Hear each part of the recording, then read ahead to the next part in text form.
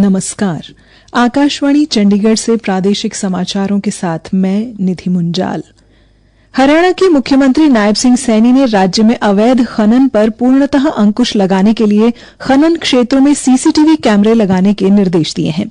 कल चंडीगढ़ में खनन एवं भू विज्ञान विभाग की समीक्षा बैठक के दौरान उन्होंने अधिकारियों को नियमित निगरानी सुनिश्चित करने और अवैध खनन में संलिप्त पाए जाने वालों के विरुद्ध सख्त कार्रवाई करने को कहा। बैठक में खनन एवं भू विज्ञान मंत्री श्री कृष्णलाल पंवार भी मौजूद रहे। श्री नायब सिंह सैनी ने कहा कि विभाग द्वारा वर्ष 2025-26 के लिए 1400 करोड़ रुपए के राजस्व प्राप्त करने के लक्ष्य को हासिल करने के लिए सभी आवश्यक कदम उठाए जाएं। खनन एजेंसियों से राज्य सरकार को समय पर राजस्व प्राप्त हो, इसके लिए आगामी 3 महीनों में बकाया राशि की पूर्ण वसूली सुनिश्चित की जाए।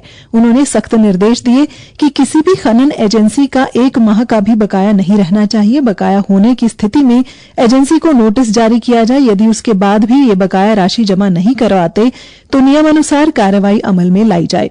बैठक में मुख्यमंत्री ने एक उच्च स्तरीय समिति के गठन के निर्देश भी दिए, जो निलंबित खानों के कारणों और आगे की कार्रवाई पर रिपोर्ट देगी।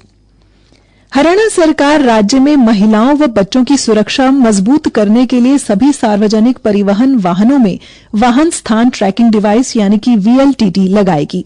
मुख्यमंत्री नायब सिंह सैनी की अध्यक्षता में आज चंडीगढ़ में हुई परिवहन विभाग की बैठक में यह निर्णय लिया गया। इस मौके पर कैबिनेट मंत्री कृष्णलाल पंवार भी उपस्थित रहे। मुख्यमंत्री ने अधिकारियों को निर्देश दिए कि इस योजना को समयबद्ध ढंग से लागू किया जाए। उन्होंने निर्देश दिए कि इस प्रणाली को आपातकालीन प्रणाली 112 सेवा के साथ एकीकरण भी किया जाए। VLTT प्रणाली केंद्रीय सड़क परिवहन एवं राजमार्ग मंत्रालय द्वारा निर्भया फ्रेमवर्क के अंतर्गत विकसित की गई है। इसका उद्देश्य सार्वजनिक परिवहन प्रणाली को सुरक्षित, पारदर्शी और तकनीकी रूप से सक्षम बनाना है, जो वास्तविक समय, स्थान, डेटा और आपातकालीन चेतावनी सुविधाएं प्रदान करती है।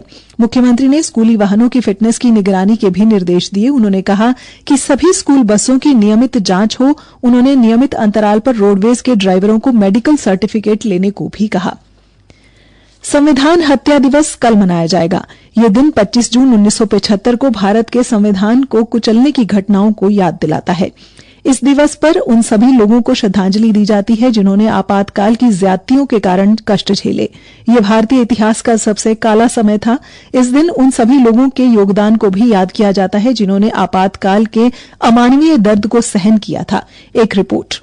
पिछले साल सरकार ने 25 जून को संविधान हत्या दिवस के रूप में घोषित किया था, ताकि आपातकाल के दौरान सत्ता के घोर दुरुपयोग के खिलाफ लड़ने वाले सभी लोगों के महान योगदान को याद किया जा सके और भारत के लोगों को भविष्य में सत्ता के ऐसे घोर दुरुपयोग का समर्थन न करने के लिए प्रतिबद्ध किया जा सके। 25 जून 1975 को एक तानाशाही मानसिकता दिखाते हुए तत्कालीन इंदिरा गांधी सरकार ने 18 महीने के लिए देश पर आपातकाल थोप दिया था। लाखों लोगों को बिना किसी गलती के सलाखों के पीछे डाल दिया गया और मीडिया की आवाज को खामोश कर दिया गया। संविधान हत्या दिवस का उद्देश्य उन लाखों लोगों की भावना को सम्मान करना है जिन्होंने एक दमनकारी सरकार के हाथों अकथनीय उत्पीड़न का सामना करने के बावजूद लोकतंत्र को पुनर्जीवित करने के लिए संघर्ष किया। अनुपम मिश्र, आकाशवाणी समाचार, दिल्ली। सरकार ने एकीकृत पेंशन योजना के लिए विकल्प चुनने की अंतिम तिथि को 3 महीने बढ़ाकर इस वर्ष 30 सितंबर तक करने का निर्णय लिया है। यह अंतिम तिथि पात्र केंद्रीय सरकारी कर्मचारियों, सेवानिवृत्त कर्मचारियों और मृतक सेवानिवृत्त कर्मचारियों के कानूनी रूप से विवाहित जीवन साथी पर लागू होगी। लोकसभा व विधानसभा चुनावों में हारने के बाद जननायक जनता पार्टी अब नए सिरे से संगठन खड़ा कर रही है, जिसको लेकर 15 जुलाई तक सदस्यता अभियान चलाया जा रहा है। इसको लेकर जेजेपी नेता नैना चौटाला कल भिवानी जिला के सबसे बड़े गांव धनाना पहुंची और कई महिलाओं को जेजेपी में शामिल किया। इस दौरान मीडिया से बातचीत में श्रीमती नैना चौटाला ने माना कि लोकसभा व विधानसभा चुनाव में जेजेपी का घोर विरोध था, लेकिन उन्होंने इस विरोध के लिए कांग्रेस व भाजपा को जिम्मेदार ठहराया।